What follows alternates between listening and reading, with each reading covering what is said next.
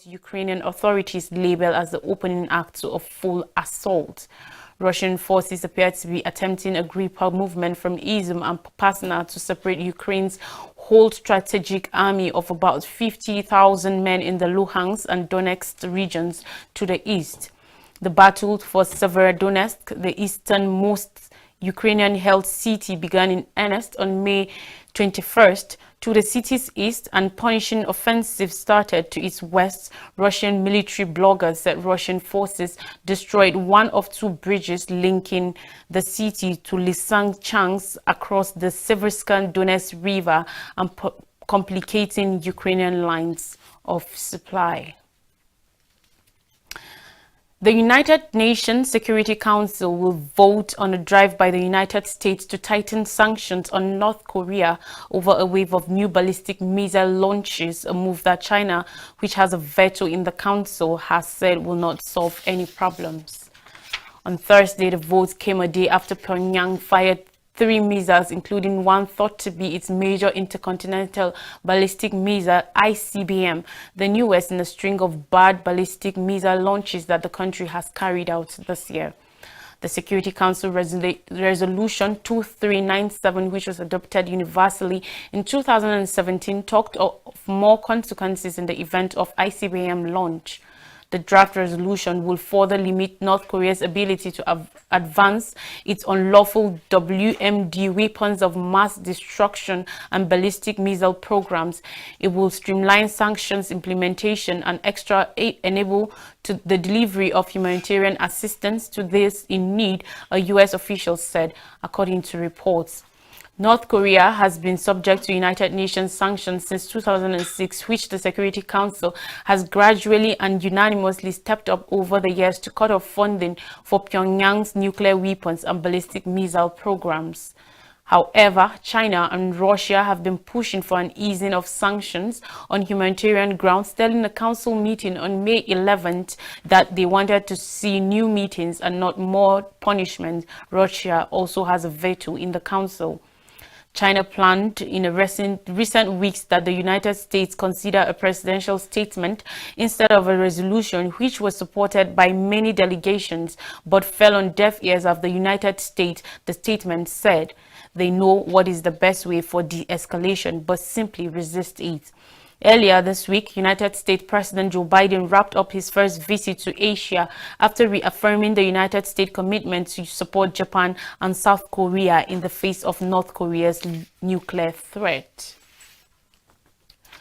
Now in Ukraine, Volodymyr Zelensky, Ukrainian president, angrily condemned suggestions and that Ukraine should relinquish control of territory to Russia in order to reach a peace agreement, likening such a move with the appeasement of Adolf Hitler's Nazi Germany. Those great geopoliticians who suggest this are disregarding the interests of ordinary Ukrainians, the millions of those who actually live in the territory that they propose exchanging for an illusion of peace, Zelensky said late on Wednesday in his address to the nation. The comments came as Ukrainian troops face a fresh attack in two eastern regions that Russian-speaking separatists seized part of in 2014. The New York Times editorial board said on May 19th a negotiated peace might require Kyiv to make some hard decisions given a decisive military victory was not realistic. And Henry Kissinger, former U.S. Secretary of State, this week suggested at the World Economic Forum in Davos that Ukraine should let Russia keep Crimea, which it annexed in 2014. In 1938, Britain, France, Italy, and Germany signed a pact in Munich that gave Hitler land in the then Czechoslovakia, a part of a failed effort to persuade him to abandon more territorial extension. Symptomatic editorials have also emerged in some Western media saying that Ukraine must accept so-called difficult compromises by ceding its territory in exchange for peace. Perhaps the report, similar with the one in 1938, said, "But let me remind you that now is still the year 2022, Zelensky said. Italy and Hungary have urged the European Union to call openly for a ceasefire in Ukraine and peace talks with Russia, putting themselves at odds with other member states determined to take a hard line with Moscow. In Uvalde, USA, on Tuesday, 10-year-old Aurelia Santos concentrated on studying quiet morning as she hid near the auditorium at Rupp Elementary School in Uvalde, Texas, while in a classroom on the other side of the building. An 18-year-old man carrying an AR-15 style rifle kept shooting. 19 of Santos' classmates and 2 teachers were dead and 17 were injured by the time the gunman had finished, leaving a majorly Latino community about 135 kilometers, 84 miles west of San Antonio in Texas, deeply shaken, and a state and a nation asking questions yet again. Just over 24 hours after the mass shooting, the state's most prominent politicians descended on Uvalde for a press conference where Greg Abbott, the state governor, laid the blame on the status of mental health in our communities and emphasized that restricting access to guns was not the solution to the problem of gun rampages. The incident was interrupted by a Democrat former Congressman Beto O'Rourke, who is challenging Abbott for governor in November's elections, who started shouting, "You are doing nothing." O'Rourke accused Abbott and other Republican leaders of not doing sufficient to stop mass shootings. Abbott signed laws making Texas one of the most gun-friendly states in the United States last year. Officials said Salvador Ramos, the gunman, lived in the Uvalde area, had no criminal record and no history of a mental illness, according to state officials who say they have yet to find a reason for the shooting. Ramos bought rifles legally the day after he turned 18. Still ahead on the news, Imran Khan, Pakistan former Prime Minister, has cautioned Pakistan's government to plan new elections in the next 6 days or he will again march on the capital along with millions of people. Thursday morning, he talked at a rally of thousands of protesters early in Islamabad, pointing to bring down the government and force early elections.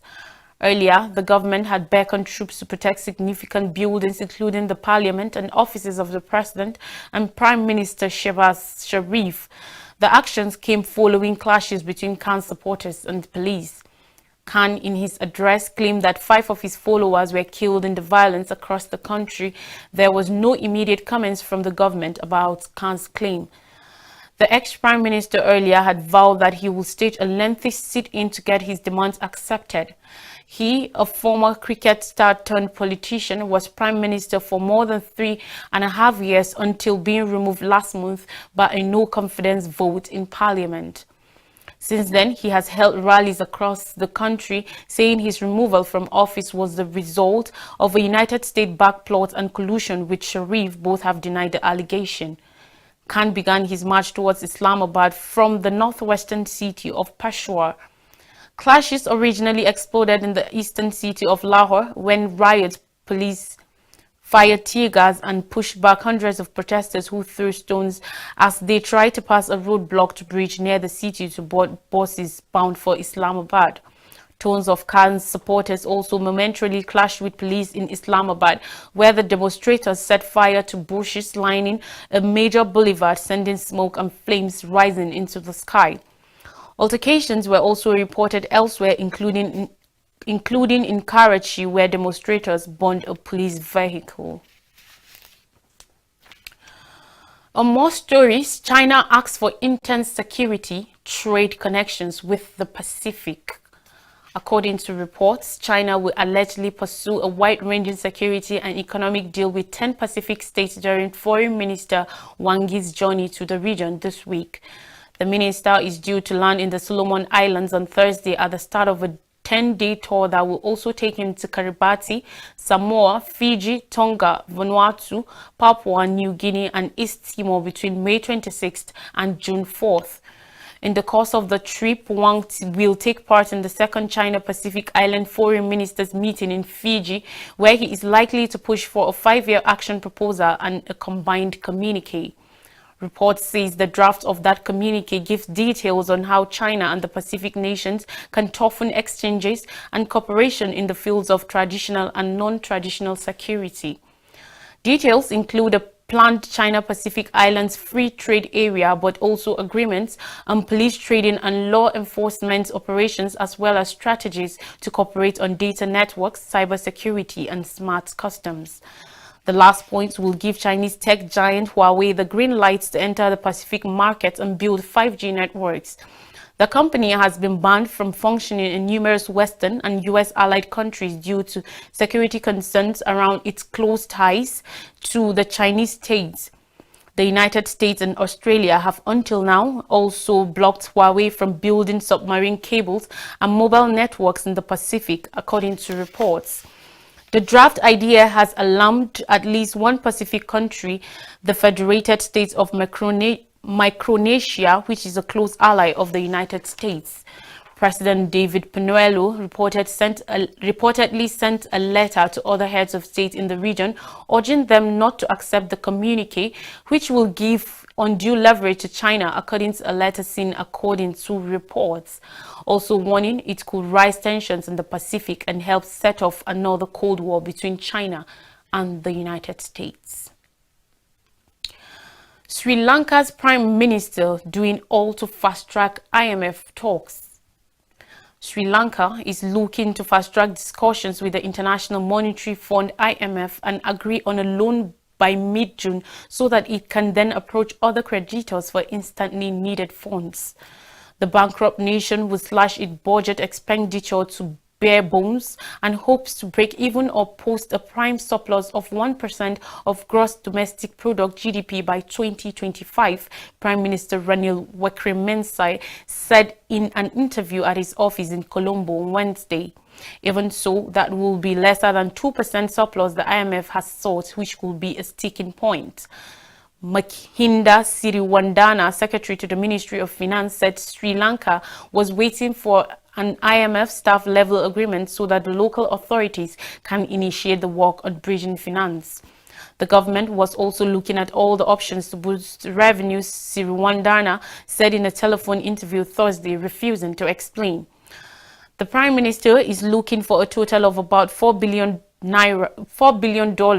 this year from the multilateral lender and creditors, including China and Japan, to help pay for food and fuel. Easing the strategies could be the first step to pacify public anger that has fueled inflation to almost 40% and caused protests seeking the ouster of President Gotabaya Rajapaksa. Sri Lankan dollar bonds due in 2030 fell for a fifth straight session on Wednesday to 37.8 cents, lingering deep in distress. The extra yield investors demand to hold the sovereign debt over U.S. Treasuries was more than 39 percentage points, according to JP Morgan Chase & Co. data.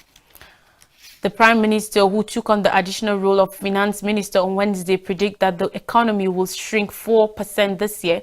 He fears citizens will face hard times until February, including food scarcities due to a lack of fertilizer ahead of planting season.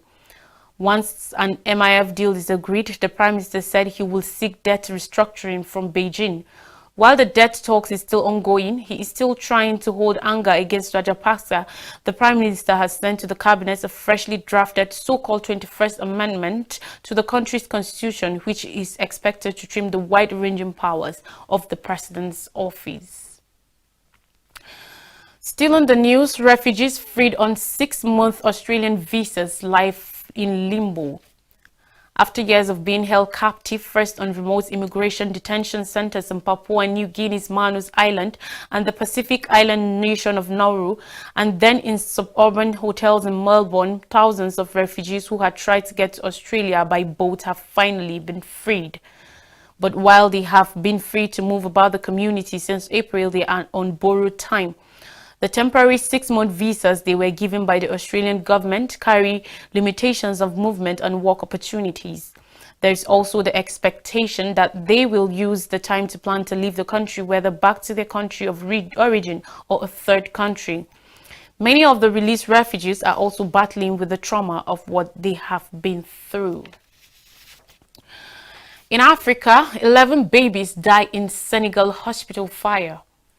According to officials, with the tragedy triggering anger and calls for accountability, 11 newborn babies have died in a hospital fire in the Senegalese town of Tivaouane. President Macky Sall, in a tweet on Thursday, without giving further details about the blaze, said, "I have just learned with pain and consternation the death of 11 newborn babies in the fire that occurred in the neonatology department of the Mem Abdul Aziz Said Dabaka Hospital in Tivon.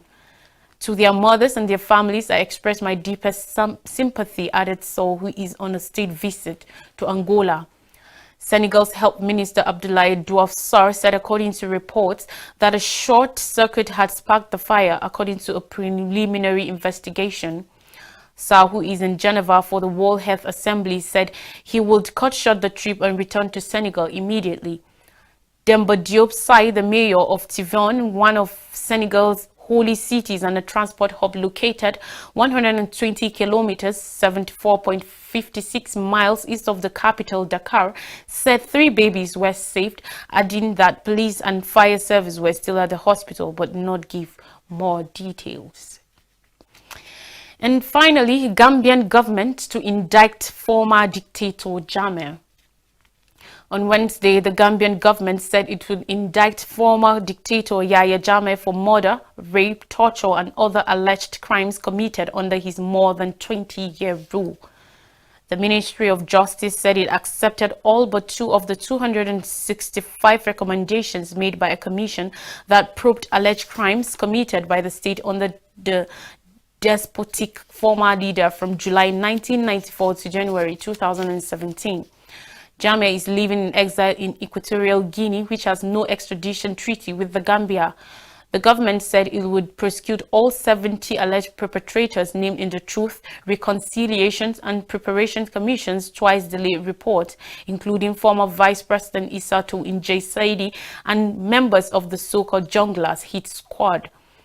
For 22 years, Yahya Jammeh ruled the Gambia with an iron fist, the government wrote in a white paper. During his regime, extrajudicial killings, rape, torture, enforced disappearances, and numerous grievous human rights violations became part and parcel of his military junta. Abdoulaye Fati, a former local legal consultant for the commission, called the government's decision unprecedented. "This level of acceptance of recommendations by government is extraordinary," he said. The fact that there is solid stress for the prosecution of Jammeh and those who bear the greatest responsibility sends a strong message that government is serious about pursuing him and ensuring that he's held accountable for his crimes. The government said it was developing a prosecution strategy and would set up a special court located within the Gambia with the option of holding cities in other countries. The Truth Commission had recommended prosecuting Jammeh and his accomplices in an internationalized tribunal in another West African country. This is all the stories we can take, and that's you up to date with international news stories. But before I go, a quick recap of our major stories. Ex-NATO general says Russian president has 8 to 9 month window to win war. United Nations Security Council plays vote on stricter North Korean sanctions. Ukraine blasts trading land for peace. Shock, horror and disbelief as Uvalde mourns its dead children, and Khan gives government 6-day deadline to announce polls in Pakistan. Remember, democracy is about voting, and it's about a majority vote. And it's time that we started exercising the democratic process. This is according to Debbie's tip now. With this from all of us at Equa Television, it's good night.